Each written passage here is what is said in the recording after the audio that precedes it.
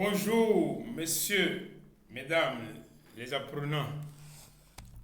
Le cours d'aujourd'hui s'intitule TDR. Le tout premier chapitre que nous allons commencer pour les premières années est le mécanisme du commerce international et étude des incoterms. D'abord, pour faire un petit rappel, les étudiants de deuxième année, ils sont déjà habitués, plus ou moins. Mais comme les incoterms constituent l'épine dorsale du commerce international, il va falloir tout le temps répéter, ce qui est d'ailleurs pédagogique, dit-on. Donc, le chapitre 1, c'est le mécanisme du commerce international et étude des incoterms. Soyez beaucoup plus attentifs, première année, parce que ça va vous paraître un peu bizarre, mais sachez que le mécanisme du commerce international et l'étude des incoterms constituent la base des échanges commerciaux. Et donc, le chapitre 1 qui fait l'objet de notre étude va commencer par petit 1, généralité. Dans la généralité, on vous renseigne sur le commerce international. Qu'est-ce que c'est que le commerce international? Le commerce international est l'ensemble des opérations qui situent les importations et les exportations, c'est-à-dire acheter les biens et les vendre au niveau de deux États, bien de deux pays. Et donc, ceci s'appelle couramment le commerce international. Et il faut savoir que le commerce international se justifie par la non-disponibilité des marchandises dans le pays d'importation. C'est-à-dire que vous avez besoin de marchandises quand vous n'en avez pas. Donc, si vous n'en avez pas, c'est une non-disponibilité. Ensuite, le prix d'acquisition, c'est-à-dire coût moindre chez le fournisseur étranger, c'est parce que c'est moins cher que vous l'achetez. Si c'est cher et que vous n'arrivez pas à l'acheter, vous n'allez pas acheter. La qualité de la marchandise importée, estimée supérieure ou considérée comme telle, on prend toujours ce qui est bien. Et puis le système fiscal très favorable pour les transactions commerciales. Il faut que ça vous arrange, même si vous voulez en acheter. Il faut que le système commercial le système fiscal vous arrange. En petit 2, ce commerce international est subdivisé en 4 grandes parties. Bien entendu qu'il existe des parties intermédiaires, mais les grandes parties sont constituées de 4. Donc, on dit l'étape 1, c'est la commande. Vous manifestez votre besoin d'acheter une marchandise. Pour cela, vous adressez une facture pro forma. C'est la facture pro forma qui matérialise votre désir de vouloir acquérir une marchandise. Deuxième étape, la confirmation. C'est-à-dire qu'au vu de la facture pro forma, vous décidez d'acquérir, c'est-à-dire l'acheteur décide d'acquérir effectivement la marchandise et confirme dans ce même temps à son fournisseur sa commande. Et cette commande est matérialisée par une facture commerciale. On dit que ce document comporte des obligations réciproques, aussi bien pour le vendeur que pour l'acheteur. Il faut bien retenir cette partie. Le vendeur, à son tour, lui adresse une facture pro forma qui est un document matérialisant les obligations réciproques, aussi bien pour le vendeur que pour l'acheteur. Vous voyez? Parce que ça sera assorti de confirmation. Ensuite, troisième étape, vous envoyez la marchandise. L'acheteur acquiert la marchandise. Quatrième étape, le paiement. Ensuite se fera le paiement. Oui. Et ceci est matérialisé. Ces 4 étapes sont matérialisées par un schéma. Le schéma vous montre bien les 4 grandes étapes d'une transaction commerciale internationale. On dit première étape, c'est la commande. Qu'est-ce qui matérialise la commande? Demande faite par l'acheteur au vendeur pour lui fournir des marchandises. Étape 2, la confirmation. Document du vendeur à l'acheteur confirmant les conditions de livraison. Comment est-ce qu'on va livrer les marchandises? 3, l'envoi, c'est-à-dire l'expédition. Et puis 4, le paiement. Vous sachant aussi très perplexe, je sais que déjà vous maîtrisez l'explication que je vous donne. Ensuite, on dit qu'il importe de connaître ces différentes étapes des transactions internationales car chacune d'elles est assortie de documents appropriés énumérés dans le tableau ci-dessous. Et le tableau ci-dessous, le voici. Donc, il y a les étapes de la transaction et puis il y a les documents appropriés. Quand on dit par exemple à la commande, on a besoin de quel document? On dit on a besoin de l'ordre d'achat, on a besoin du telex, la télécopie, la facture pro forma. Dans ces éléments cités, il y a 2 qui constituent des documents et les 2 autres ne constituent pas des documents, mais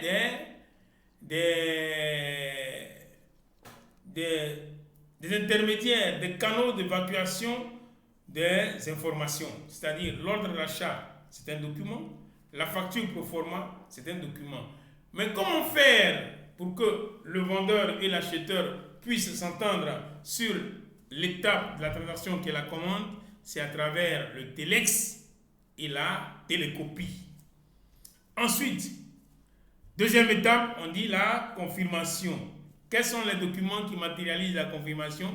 Il y a la facture commerciale et puis il y a le bordereau de colisage. Donc, la facture commerciale est un document, le bordereau de colisage est aussi un document. À ne pas confondre avec les moyens de communication. Étape 3, envoi. Document, lettre de voiture. La lettre de voiture est un document qui accompagne les expéditions par voie terrestre. Le manifeste et le connaissement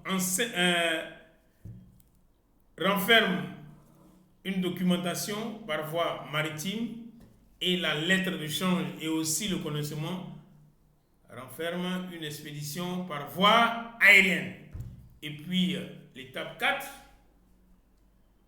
document approprié, lettre de change, lettre de crédit, chèque bancaire.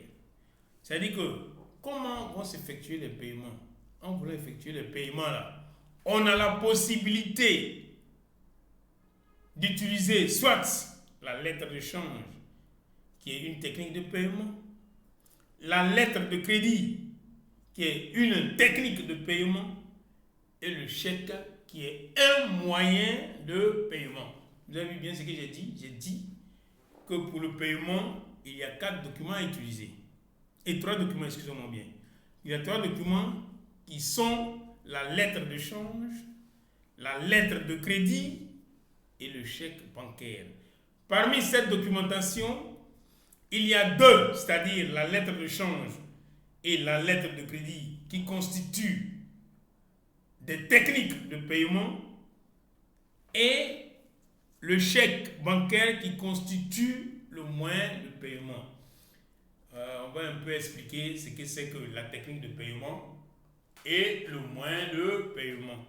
Le moyen de paiement, c'est la forme matérielle permettant d'effectuer le paiement.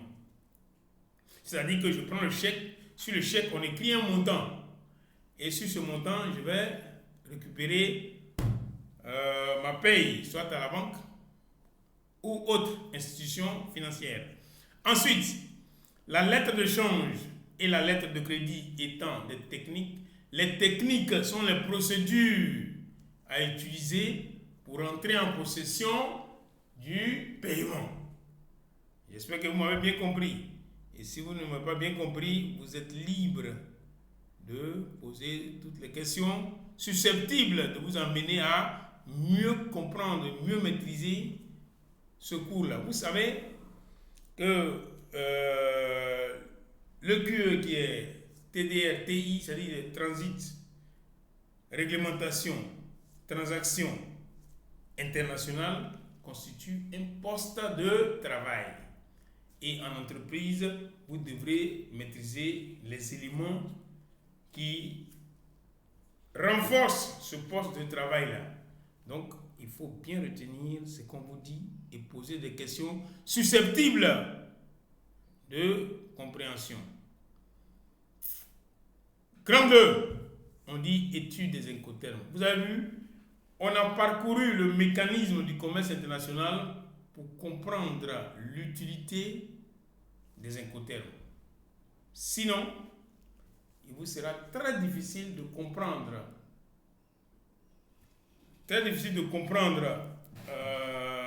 le cours si vous ne maîtrisez pas déjà les étapes vous permettant d'arriver à la maîtrise des incoterms qui constituent un langage, c'est-à-dire un langage permettant aux étudiants de mieux appréhender pendant le fonctionnement du commerce international comment se font les paiements.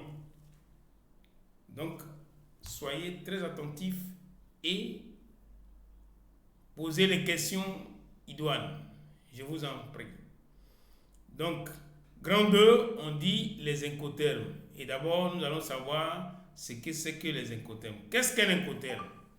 Par sa définition, on nous dit que un incoterme est un contrat de vente. Oui, on dit un incoterme est un contrat de vente.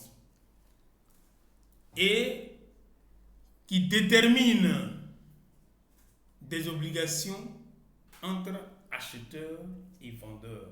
Dans le commerce international, il y a des principaux acteurs et il y a des acteurs auxiliaires. Qui sont les principaux acteurs? Il y a l'acheteur et il y a le vendeur.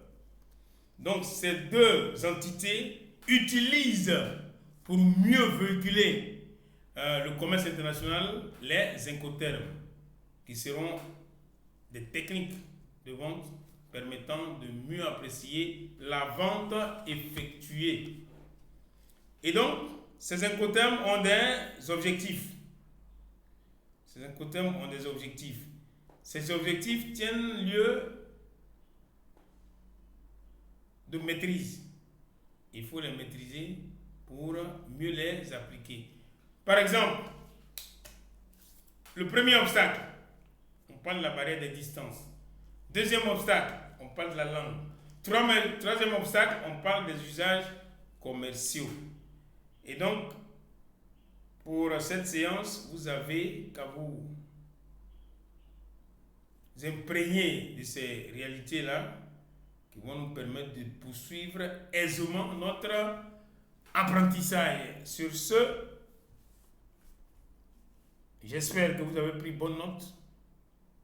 Je vous remercie et je suis disponible pour toutes vos préoccupations concernant les questions que vous avez à me soumettre. Merci.